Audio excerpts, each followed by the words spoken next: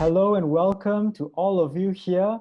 Good to see so many of you joining us for our talk tonight. Hi, my name is Joel and I'm part of the team at Workplace at the River, and I'd like to welcome you to our COVID-19 survival series, talks that will help you thrive at the workplace. Before we carry on with the talk for today, let's play a simple icebreaker. And if you can log on to menti.com, you will see it in a moment, menti.com, key in the code, fill in your details, and join us for this simple activity, this simple icebreaker, and I will be back shortly.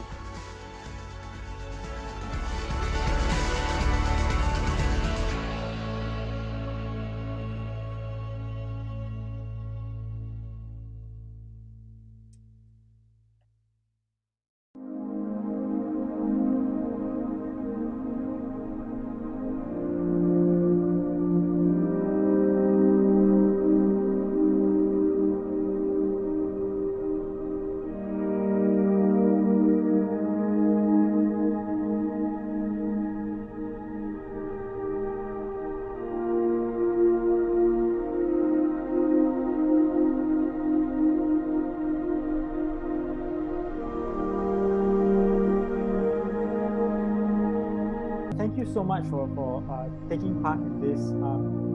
At least now we have an idea of how you guys are doing. We'd like to go straight into our talk right now.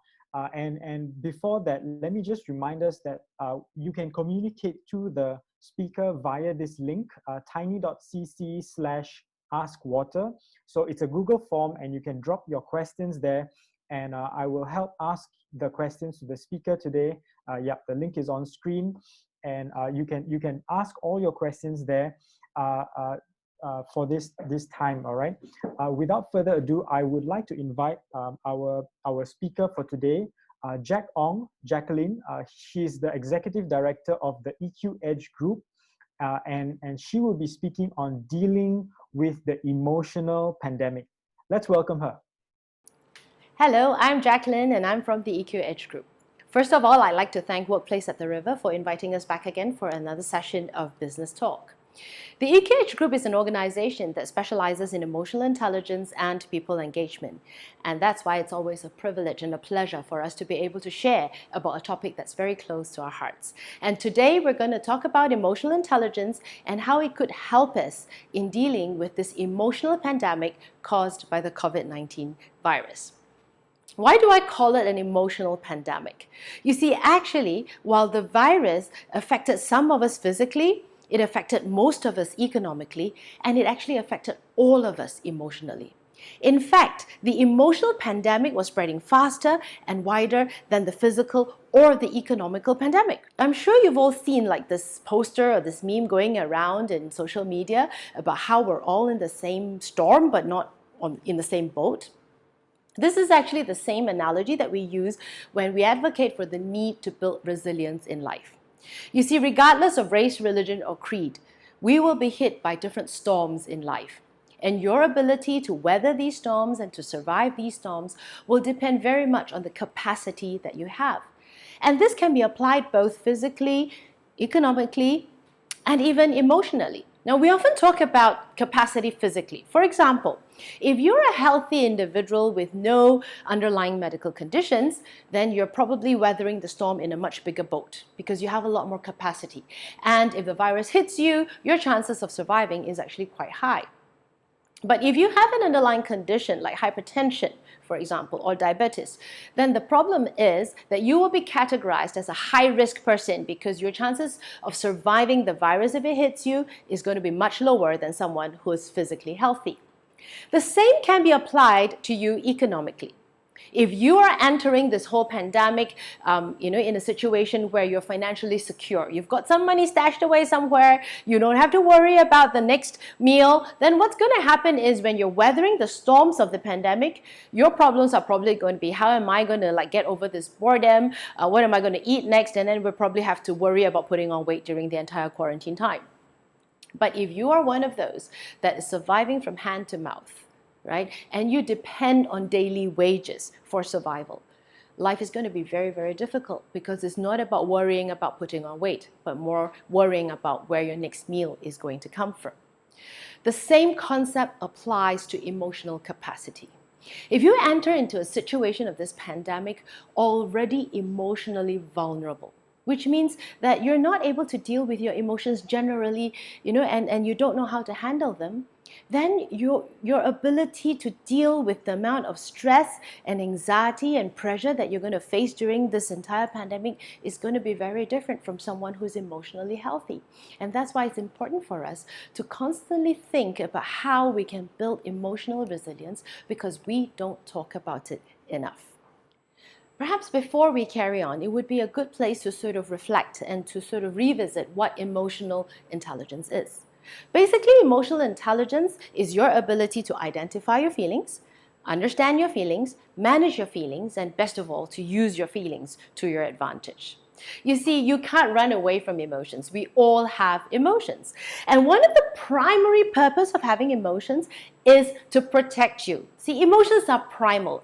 They are hardwired into your brain so that when emotions kick in, you can take action. They're not there for fun, right? One of the major roles of emotions is to protect you. Now, imagine if there's a fire and you don't know how to feel fear and you have no anxiety.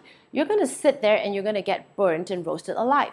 But the thing is this, when there's a fire and when there's a threat, particularly a threat to your life, emotions kick in, and the high intensity of your emotions will cause you to run, and you'll probably run faster than you've ever ran before. Now, because emotions are primal, when these emotions kick in, one of the first things that your brain sort of comes to a conclusion is self-preservation. I need to protect my human. Right? And these self-preservation instincts are very strong in all of us because we want to stay alive. Now, how did we see the self-preservation instinct manifest itself in this entire pandemic? Think about the early stages of the pandemic when we all suddenly realized that, ooh, there is this virus and there could be a lockdown. What happened? There was panic buying. People were hoarding masks, hoarding hand sanitizers, and hoarding toilet rolls, for goodness sake. It's almost like we can't live without toilet rolls. What if there is no toilet roll? And self-preservation means I get into this fight mode where, you know what, I want the toilet rolls for myself. And we get into a very myopic view, a very tunnel vision, where it's each man for himself. We don't care about our neighbors because, hey, I want to survive. And those are primal instincts to keep you alive. Now, just like how people are worried that there will be a second wave of the virus, not that it's gone away, but the first wave was when, the infections numbers were very high, and then how now it's actually come down, but yet people are afraid that there might be a second wave of infections.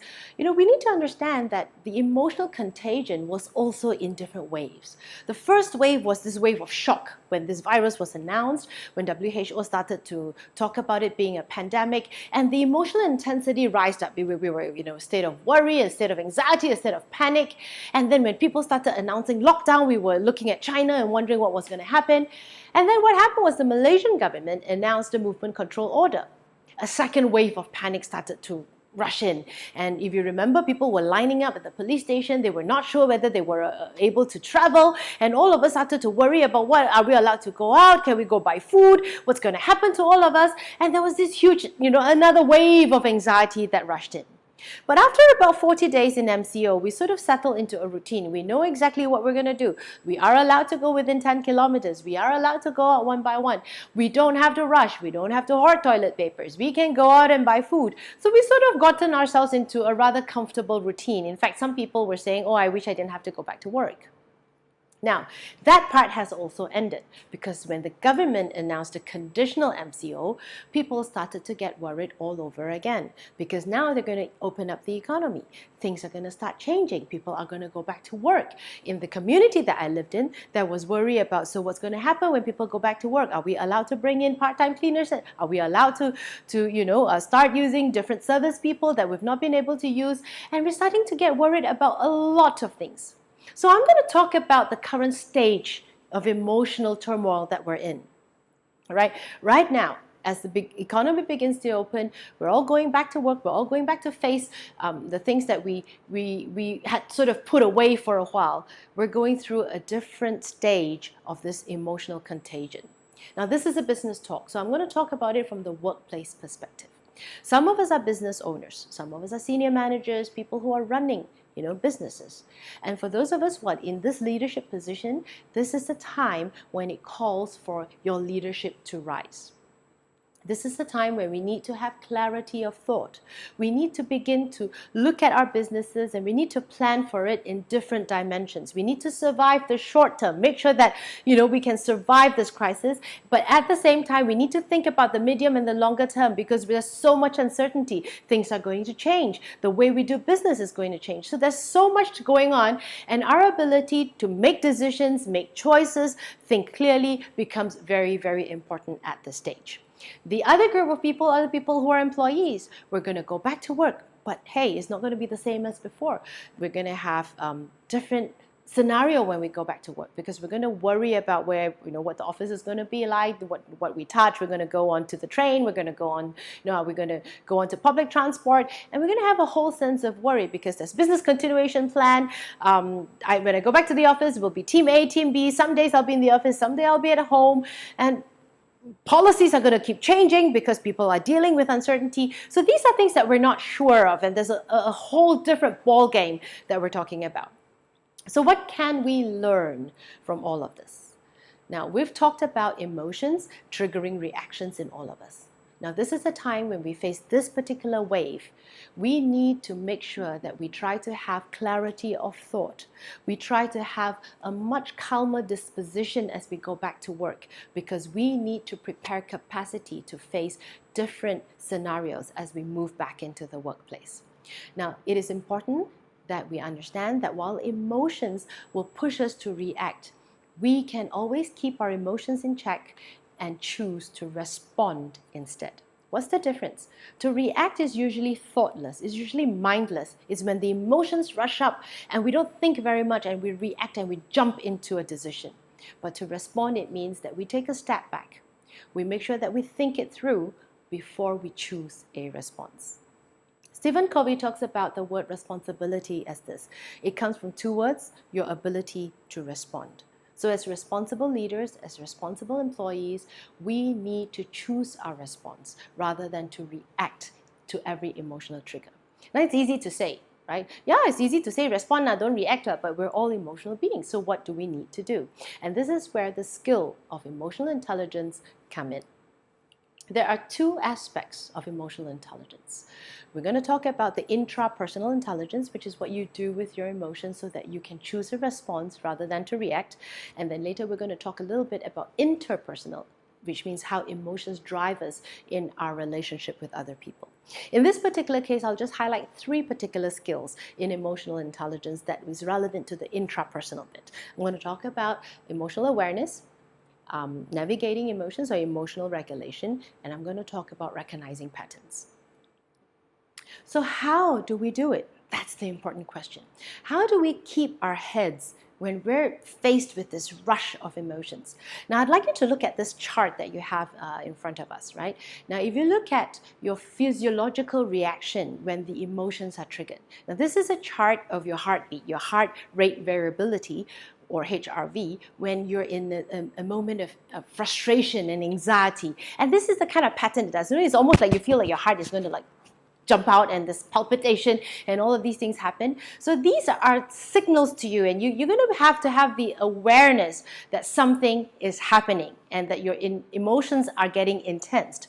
Now, what I want you to understand is that when you get into this sort of situation, it actually inhibits your cognitive functioning, cognitive brain, which means that when your emotional intensity rises to this sort of level, you actually won't be able to think straight.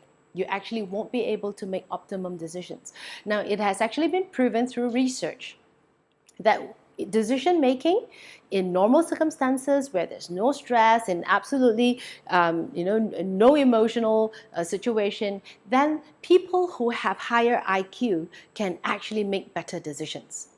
But when stress is injected, when people are overwhelmed by emotions, then the IQ is no longer a differentiating factor. Which is why for leaders, for business owners, in times of crisis, your ability to handle your emotions become very critical. Now, if you were to look at the second part of the chart, right, when you are in a position where you are calmer, When you feel sense of appreciation and gratitude, look at the difference in your HRV. Look at the waves. They sort of have a more even pattern and they are kept within a range. And this is what scientists and doctors call a state of coherence, which means this is the time when you are emotionally engaged but not completely overwhelmed, but at the same time, you are keeping your cognitive performance. You are in a state of coherence. Now, so how do we do this? Whenever you're faced, I'm just going to give you 2 tips, right? Whenever you're faced with an immediate awareness of a surge of emotional intensity, what you can do is to take time to breathe. Don't launch into reaction. One of the simplest way to intervene, to stop yourself from making a harsh, a quick reaction decision or saying a word that you might regret, is to start regulating your emotions through breathing. Now, through regulated breathing means you sort of regulate your breathing by taking the same amount of air in and the same amount of air out and regulate it over a couple of minutes. It doesn't take long. 2 minutes, 3 minutes, you will find that your emotional state sort of calms down. But over and above just normal breathing exercises, it would help a lot if during that breathing moment, you start invoking a sense of gratitude. Right, just by intervening with breathing, you bring yourself back into a calmer state. But if you can start invoking a sense of gratitude, that will actually help you a great deal. Now, if you're not going to, I wouldn't say that you should do this only when you're emotionally triggered. Because chances are, if you don't build this up as a regular habit, when the emotions hit you, you will launch straight into reaction. So what I would really advocate for you to do is this. During this time when you know that you will be hit by different emotional triggers, this is the time when you need to practice this more often. What you do is throughout the day, take 2-3 minutes after a few hours at work, a couple of hours, just move away to another corner, maybe on your way to the washroom, whatever it is, take a couple of minutes to watch your breathing, and to start being thankful. Invoke a sense of thankfulness. What can you be thankful for? Thankful that I still have a job. Thankful that my family is safe with me. Thankful that I am still healthy. Thankful. There's so many things to be thankful for. And if you can do this intermittently throughout your day, you actually build a lot of capacity. You know, it's like if I ask you, you need to hold a cup in this position for 2 hours. If you're going to hold it for 2 hours straight, you're probably not going to be able to do it because your muscles might start cramping or whatever it is. But if I were to ask you to hold for a total of 2 hours, but in between, every 10 minutes, you can actually put it down, rest for another 2 minutes, and then put it up again, and then hold for another 3 minutes, rest for another minute, and hold it up again, you will be able to hold a cup up for collectively 2 hours. So your ability to give yourself breaks throughout the day and regulate your emotions going to help you a lot by staying coherent. Another tip that I'd like to leave with you is this. We are all social beings. We're not made to be alone.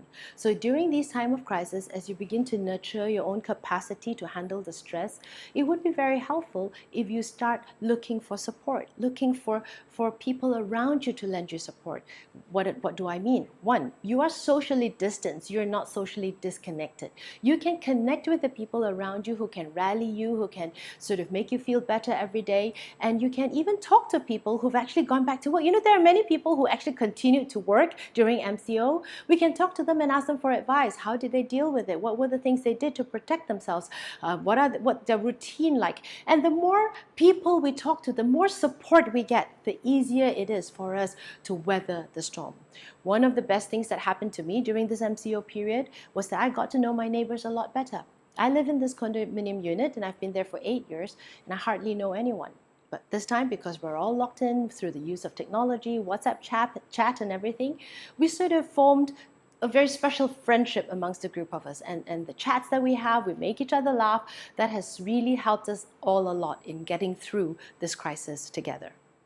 Now, as we begin to do little things like that to help ourselves, I'm going to talk a little bit about working with other people.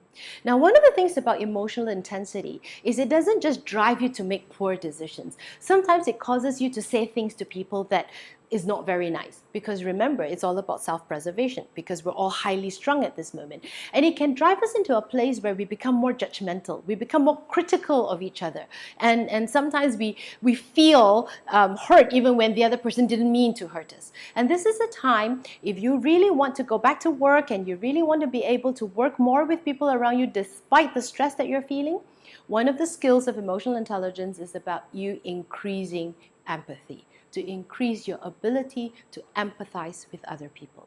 Look, just as you are under stress, just as you will react to emotional intensity, so will others.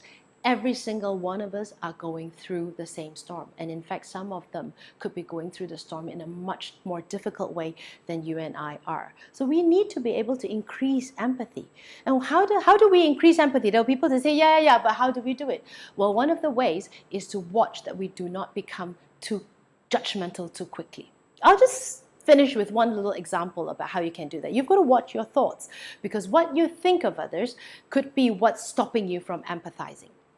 Last week, when I came back to work for the first time, right, it was like Murphy's Law. The one day that I go back to the office, on that day, all of a sudden, all of the deliveries decided to arrive. Whether it's Shopee, it's Lazada, everything. And my poor elderly mom had to go down to collect these parcels for me. Like, she had to go down like 5 or 6 times for that day. And she was getting agitated because I live on the 39th floor and she kept having to go down to collect these parcels. During one of those trips, probably the 4th or the 5th, and remember, she was already agitated to begin with. She met someone who decided that she was in the lift and she didn't want anyone to come into the lift, and she stopped other people from coming into the lift, although there was ample space in the lift because we had, the lift had a capacity to take 4, but she stopped everyone from coming in and she wanted the lift all to herself. Now, my mom was a bit annoyed. And when I went home that day, she came and she related the story to me, and she says, why are people so selfish? Why do they want to hoard the lifts to themselves? Can't she see that every one of us was waiting for the lift? And I remember looking at her and I said, by calling her selfish, we're making a judgment against her without knowing what really the scenario is. And I said, Mom, maybe we should give each other a little bit of grace and a little bit of benefit of doubt. What if she was not well? And she really wasn't being selfish when she stopped you from getting into the lift. Maybe she was trying to protect you. She didn't want to spread the virus or the germs or whatever it was to you. On the other hand, I said, perhaps she was, suffering from some underlying conditions, and therefore she's at a high risk. And if she catches anything from anyone, that would give her a lot of trouble. So maybe she has something that we don't know. We don't really know why. Right? Or maybe she's extremely anxious about protecting. Maybe she lives with someone who is high risk. And I looked at my mother and I said, maybe we should be a little bit more gracious rather than be so judgmental to each other. And I remember her calming down and looking at me, and she said, yes, I never thought of that. Maybe she was actually just trying to protect us, or maybe she had, a difficulty that we know nothing about. Now, the thing is this: when we all go through crisis, we're here to help see each other through. We're not here to help see through each other, find faults with each other, and start criticizing each other, because we need each other to survive the storm together. Now, what I've shared with you are just some ideas of how emotional intelligence can help us. There are 2 things that I've talked about. I've talked about short term, and I've talked about how you can have some simple coping strategies, like watch your thoughts, how you think about others, have some simple breathing techniques that sort of can quickly get you back into a state of coherence. But really, what I truly advocate is for you to build your resilience in the long term.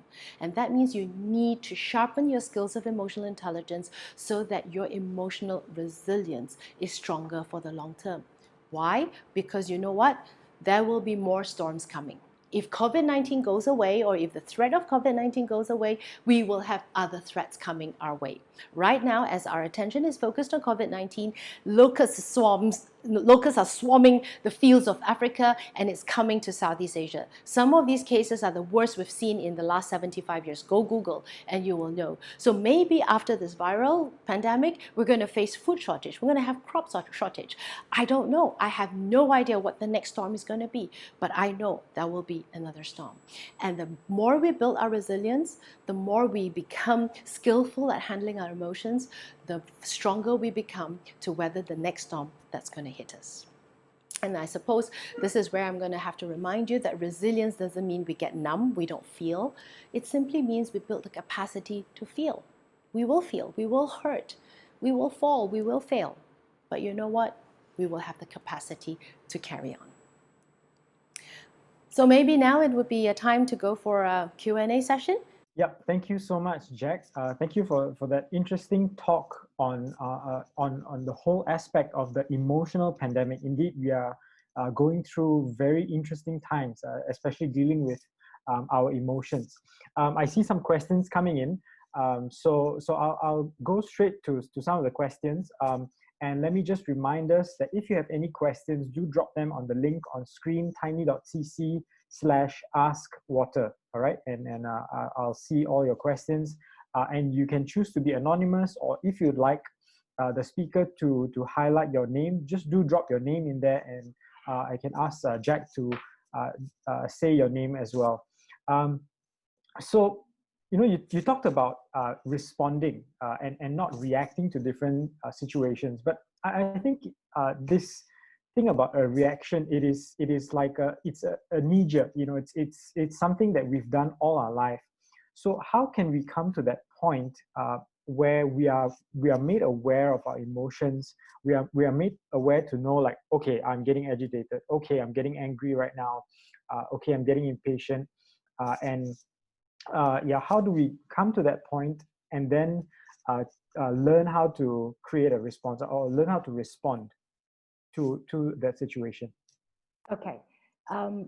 When we talk about using these skills to help us respond rather than react to a situation, we have to understand that we need to build the skills up, because you can't just jump from forming a sentence if you don't even know how to read in the first place, right?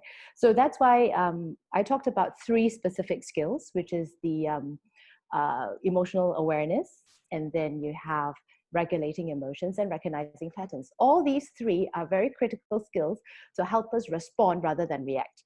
And you have to understand they work together. Well, first of all, like you said, exactly what you said, you've got to be aware of how you feel. If you're not even aware, you can't do anything. I mean, it's almost like telling a child, in order to spell, you've got to first recognize the letters of the alphabet. If the child doesn't even recognize the 26 letters of the alphabet, then it's a futile, attempt trying to teach the child how to read or to spell. So if you're in this situation where you want to begin to be better in choosing a response rather than to react, then I'll tell you the first thing to do is increase your emotional awareness. Pay attention to how you're feeling, and do it often. One of the things we tell participants at all our workshops to do is do emotional check-ins throughout the day. Every now and then, just ask yourself, what am I feeling right now? And when we talk about feeling, it's about the emotional aspects of the feeling. Earlier, you did an icebreaker where you asked participants to give one word about how they feel. If you notice, there were quite a few answers about hungry, tired, exhausted. Now, those are not emotional sensations. Those are physical sensations. And one of the first things we begin when we talk about helping people develop emotional awareness is to be able to separate what is a physical sensation and what is an emotional sensation. In fact, this is a very good tip for parents with young children. If you want to train young children in emotional intelligence, help them identify which one is emotional and which one is physical. When I'm hungry, I'm impatient. So a physical condition exists alongside an emotional condition. So those are things that you start to build. And once you're aware of your emotions, the other thing you need to build is recognizing your patterns. When you're hungry and you're impatient, what do you normally do? So I find that when I'm hungry and when I'm tired, I get impatient and I get very irritable, and I tend to snap at the people around me, or the quality of my work drops. So I get those symptoms and I begin to realize, and then I know those are times when I shouldn't push myself. Even if I do the work that I do, the quality will not be good. So the whole idea is to start building the awareness, recognize your patterns, and then as you begin to do that, you can then learn the skills of navigating. You intervene. You tell yourself, okay, Jack, I'm getting tired, and this is not a good place to negotiate with someone. This is not a good place to tell someone off, because chances are my tone of voice would be probably very harsh, more than it should be. All right, thanks for that, Jack. Very interesting explanation. Yeah, so we need to be to slowly learn, firstly, as I said, to be aware, and then we can move on. I've got a bunch of questions coming in. Oh, and it just exploded. Okay, I'll ask the questions that have come in at first. A couple of practical questions. So some of us in this MCO period, we may be living with aging parents, elderly parents, who were raised in a fear-based mindset. All right, so they'll say don't do this, don't do that. Even a simple example was probably like your mom in that lift. Probably that person was coming from a fear mindset. You won't know that. And they don't want to go through a logical discussion. But how do we reassure someone who is so built in so much fear, has been filled up with so much fear all their life, and now it's as if the fear has come true with the COVID-19 pandemic. So what are some practical ways we can do that? Okay, you need to do two things. When you're dealing with elderly folks, which is something that I do almost on a daily basis, I think the first thing we need to be aware is our own emotional state, because you need a lot of patience.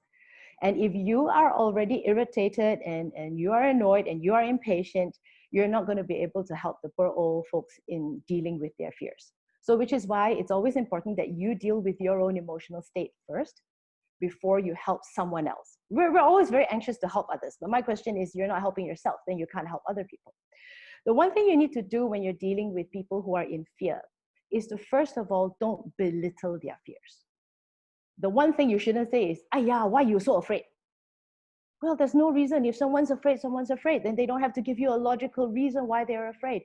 We need to affirm, and we need to be patient, and we need to be able to say, "I may not understand why you're afraid, but I know you're feeling afraid." And there's nothing wrong to feel afraid. In fact, when they feel afraid, it tells you that their entire, systems are working, because it is fearful. And we need to affirm them. We need to help them understand that we're not belittling their fears. In fact, we can even tell them, "I'm also fearful," because that's where empathy comes in. And when you can empathize, they are more willing to listen to you. Because if you belittle their fears, their immediate reaction would be, "You don't understand me, and I don't need to listen to you." Because if you want someone to listen to you, if you want someone to allow you to help them, you've got to help them feel, rightly or wrongly, that you understand them. Because if you don't understand them, they just have to have that in their minds that you don't understand, you don't know what I'm talking about, and that's it. End of conversation. You can't help them anyway. Yeah, thanks for that. Kindness, yeah, that's an interesting word that you've put. I've got this question that I find very interesting, and probably it would carry on to that topic on kindness. So how do we, as who we are, this group of audience here, how do we practically support a friend who may be going through a pay cut, uncertainty of job loss, and not knowing how they're going to survive financially and indefinitely when the reality kicks in, which is right about now? So how can we be a friend? How can we show kindness? In fact, I was very mindful that in my talk, I talked about people who are still employed. And I know that I missed out a huge group of people who probably lost their jobs or are going through tough times. I think in all cases of empathy, I think this is where it is so necessary for us to empathize, right? And whenever we try to help someone or be a friend, I think the first thing we need to do is to validate their feelings, feel alongside with them. And it doesn't mean you have to say everything right. Sometimes just being there for them, sometimes just giving them a call, sometimes just the very first thing you need to do is to affirm them, validate their feelings. They are fearful, they are worried. Then as you begin to validate their feelings, as you begin to spend time with them or talk to them, help them explore. And you tell them, that there are two things that we can do: explore options. But you cannot explore options with them if they were not willing to share with you in the first place, if they were not willing to talk to you in the first place. So validating their feelings, keeping yourself connected with them, explore options. And when you explore options, you need to be able to, together with them, guide them to see what are the things not within their control. And those things not within their control, don't worry about it. There's nothing you can do. You can worry yourself silly and things are not going to change. So then we begin to guide them to say, okay, that's happening, but that's not within our control. You and I can't do anything about it. That's happening, and that's not within our control. What are the things within our control? What can we do? What can I help you with? Maybe it's someone who needs help to just use a particular application, for example, to join even meetings, to do whatever. And those are things that we can help in a practical way. But before we offer help in a practical way, one of the things that human beings are so used to doing is we rush in and try to fix the problem. The truth is, none of us can fix a lot of problems, but we need to be there to validate their feelings, help them feel that we are there with them. And when there are things that we can help, that's where we step in to help. Every little thing, even if it means, checking in on them, even if it means telling them that you can call me, whenever it is. But it all depends on the kind of relationship that you have and what little bit you can offer, because practical really depends. If you have a lot of money, you might want to give them money. If not, you may want to introduce them to little things that they can do. We have friends who have lost their jobs and who have pay cuts, and what they did was they started to do delivery service. They signed on to some delivery service, and as a support, what we do is we spread the word out to our friends, and whenever we can, we use these friends for delivery services as our way of helping them make a little bit money in the situation. So really, at the end of the day, there's so many ways we can help, but it first of all starts with us really empathizing with them and letting them know that we are there for them. All right, thanks for that. Since you mentioned and you've been on the thread about empathy, there are a couple of questions on empathy. I'll just shoot both of them straight at Jack and then see if you can answer it. So how do you empathize with someone if you've not been in their situation? There's this saying, walk a mile in someone's shoes and then you'll be a mile away and you'll have their shoes, right? So how do you empathize with someone whom you have not experienced their situation? You can't understand what they're going through. That's the first one. And secondly, when talking about empathy, have you heard of this term empathy fatigue, where you are so tired of empathizing and understanding people's emotions? So how can we empathize well with a person without actually burning ourselves out in the process? Okay, I'll take the first one first, where you say, how do you empathize with someone if you've never gone through what they've gone through? Well, the first thing is, if you've never been through what they've been through, don't pretend. Okay, you can actually say, I will be very honest and I say, look, I've never lost my job and I can't begin to say I know exactly how you feel, but I know it must be very difficult for you.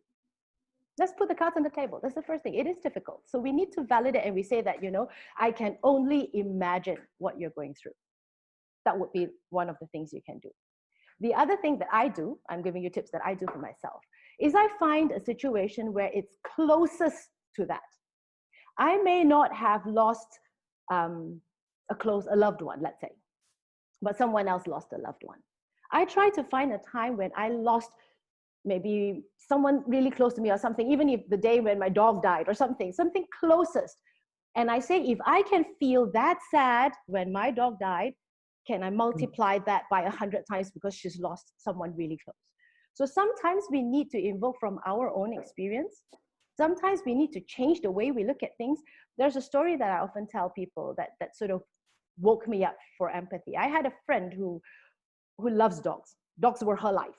She had no children, but she loves dogs. And she used to do crazy things for her dogs. At least I thought they were crazy. And I used to go on and whenever she would share with me things about her dog, and in my head, I would probably think like, it's a dog. Why are you doing such crazy things? It's just a dog. And while I tried to understand, I listened to her, but really inside, I couldn't understand why she was doing such things for a dog. Until a time when I sat down and I did reflection. And I asked myself, if those things that happened to her dog, because her dog was sick and all that, if those things that happened to her dog happened to my son, what would I do? And I began to say, if it happened to my son, I would do that too. I would do the extra mile. I would do everything.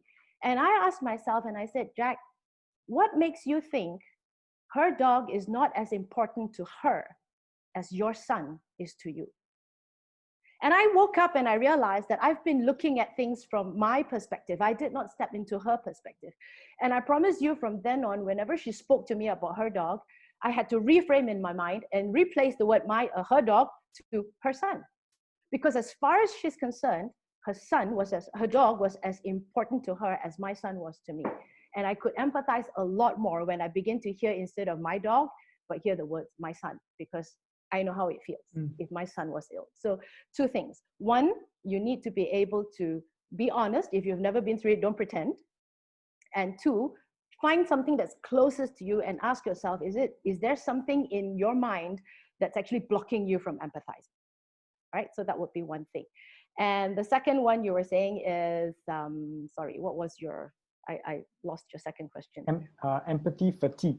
Empathy fatigue. Yeah. The first thing you need to remember is don't just empathize with others, you need to empathize with yourself. And that's why emotional awareness becomes very important. You need to know that when you are tired, hey, you need to empathize with yourself. Cut yourself some slack. You're not made to carry the world on your shoulders. So if on a day when you are feeling tired, you're feeling down yourself, when you are feeling depressed and down, don't go listen to more depressed and stories, because it's just going to make you feel worse. So that may be a day you want to take time off and you say, you know what, I need to take care of myself. Because if I don't replenish myself emotionally, I can't empathize with someone else. And we all need to take the time to do that. On the aeroplane, when the masks come down, they always say, put one on yourself before you put the one under your care. Because if you don't take care of yourself, then you will not be able to take care of the people that you want to care for. That would be what I would say. All right, thank you, Jack. Sorry, I was just grinning because I actually used that same illustration to share with my wife some days. Yeah, but we've got lots more questions. And I think some of the questions are focusing on responding and reacting, and well, some of it may be a little bit specific. So it's a knee-jerk thing to react. So I think you've shared a bit about how to respond well, how to do things in a way that will respond. So I hope that answers your question. To instead of the knee-jerk, but be aware of your emotions so that you can respond. But how do you respond to someone who is constantly reacting throughout the day, which could almost border on emotional abuse? Maybe you can talk about what constitutes emotional abuse in the first place, and then justifies their behavior using stress as an excuse. And yeah, this person even knows about reacting and responding. So maybe firstly you can talk about what is emotional abuse, and how do you talk to someone who just uses stress as a reason for their reaction? Yeah. As human beings, we have this amazing ability to justify everything we do. And it's almost like I'm stressed, so I can say anything to you that I want and I can do anything, right? The one thing we teach in emotional intelligence is that you have absolutely no control over other people's behaviors.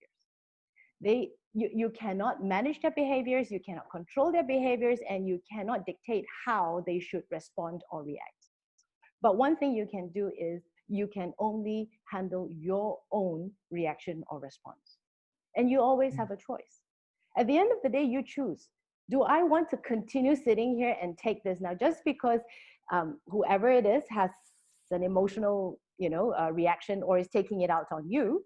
Then you have to think that one of the skills, David, if you could help me show the 6-second slides, I will talk a little bit about. Now, I've only highlighted 3 skills. When we talk about emotional intelligence, there are a total of 8 skills in the way we teach it, right? This is the 6 seconds emotional intelligence model. We help people develop self-awareness, which is the know yourself section.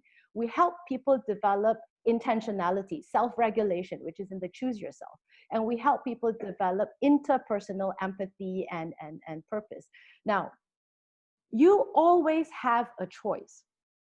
And you've got to start thinking, if I choose to fight back each time this person attacks me, what would the consequences be? And then it really depends on who it is, isn't it? If it's your boss and you realize that if you continue to fight back, you might lose your job. And then you've got to start thinking. That's why that term consequential thinking begins to apply. Is this a time that you can actually afford to be fired? Right?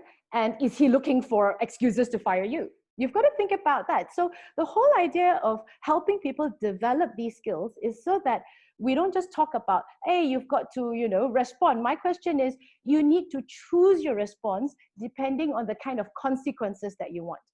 Very, very often the people that we coach, they will come and ask us, so should I fight back or not? Then I said, well, it depends on what you're trying to achieve. Tell me, what are you trying to achieve? And if you tell me what you're trying to achieve, I'm going to ask you, are you going to achieve it by fighting back, or are you not going to achieve it by fighting back? Because what you choose is not necessarily right or wrong. What you choose should be aligned to what you hope to achieve at the end of the day. I might even decide to suffer what I would term, what you call emotional abuse, because it's very hard to define what exactly that is. I may even choose to suffer emotional abuse for the next 3 months because I need my salary for the next 3 months, but I may choose not to suffer it anymore after that if I find another job, because the consequential thinking has got to come through. And if I choose to suffer it for the next 3 months because I want to keep my job, then I jolly well need to learn a lot of de-stressing methods. I jolly well need to learn how to deal with those emotions so that they don't take a toll on me, and I need a mental case help before I can even survive the 3 months. So it's a lot more. There are a lot more other skills involved in that. I wish I could share them all. It's a topic I can talk for 5 days about. We have 20 minutes, but yeah, it is one of the many skills that is in the basket of emotional intelligence. Wow, I only wish you've got more time to share in detail. Maybe we'll go through more questions. Yeah, they're still coming in. We will talk about something about proactive versus worrying. So, when you're encountering a crisis or you foresee a crisis, what is considered proactive or being well prepared in that crisis or in that situation versus being considered a warrior, like being over worrying or overthinking that situation. So how do you differentiate between those two? Well, worry is an emotion. It's a feeling, right? And worry, we always say feelings are data. Your brain triggers all these emotions to get you into action. But if you just sit there and worry and not do anything, then you're not using the information. It's like I can give you all kinds of information, but if you don't do anything about it, it's not going to help you. So when you have worry, then you know that there's some anxiety or there's some uncertainty. Then when you're talking about let's be proactive and not just sit and worry, the whole idea is I'm not just going to sit here and worry about it. I'm going to chart out what are some things I can do. That by itself is proactivity, which means I don't just sit and worry, but I'm going to think of what I can do. Now, the whole idea is to understand that in times of such uncertainty, no one knows because everyone is uncertain. Even today, the best doctors in the world are still uncertain. They really don't know what this whole thing is going to, how this whole thing is going to work out. In fact, today I just read an article that apparently I don't know how true it is, some doctors or scientists in China are saying that the virus has actually mutated to a completely different form, and it could be even more dangerous. So none of us can foresee what's going to happen. None of us have the ability to predict the future. So the only way to do it is to be able to say, what are some options? Okay, I don't know what's going to happen, but if this is going to happen, these are some possibilities. If this is going to happen, these are some possibilities, which is why I say we need to keep our heads. I remember very clearly when we were managing business during the 97 financial crisis, every day you had new news. Today, the ringgit was a controlled currency. Tomorrow, the interest rates goes up. Tomorrow, your currency changed. Look, we had no idea what the next announcement was going to be like. But you're going to have to keep your head to say, what are my short-term tactics to survive this? Because if I don't survive, there's nothing to talk about anyway.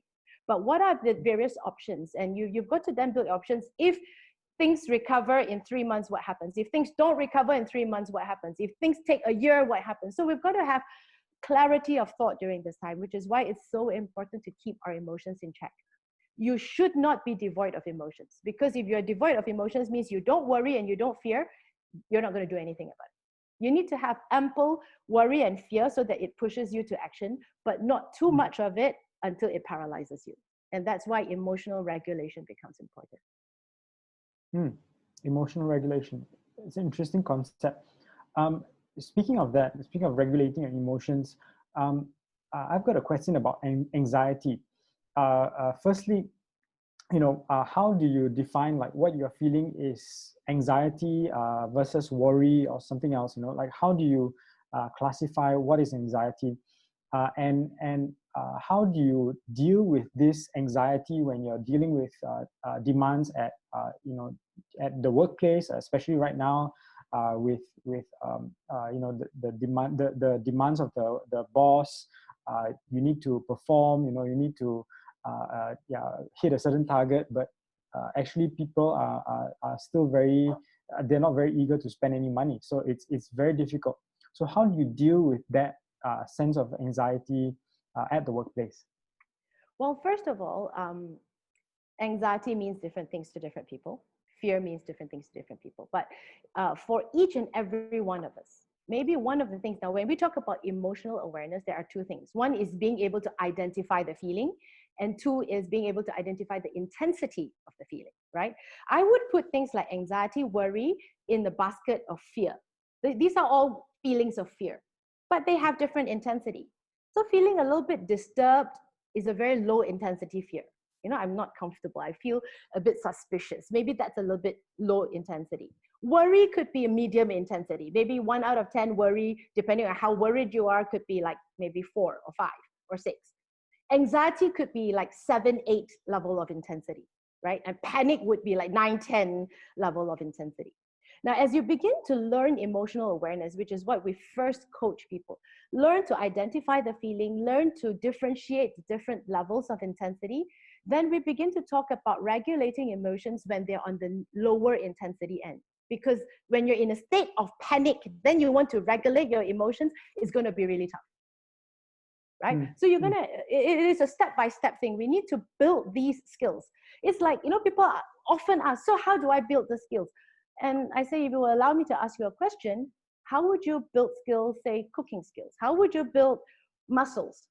I mean, one of my projects for this year, 2020, was to get myself a bit more physically fit. Now, so if I were to go around asking people, how do I get fit, right? Lots of people will give me advice, but they are just bits and pieces advice. Some will say, start exercising. But then if I'm a real rookie, I don't even know what kind of exercise to start. So some people say, watch YouTube. Yeah, you can watch. You will learn bits and pieces. But I decided that if I truly wanted to learn, I engaged a coach, someone who could then personalize the learning. It's the same thing. You want to learn emotional intelligence, all you have to do is Google. There are millions of articles. Read. You will grow some knowledge about it. If you're interested, get trained in it. If you really want to do more and really want to be guided into development, you can get coached, so there's a whole host of things that you can do.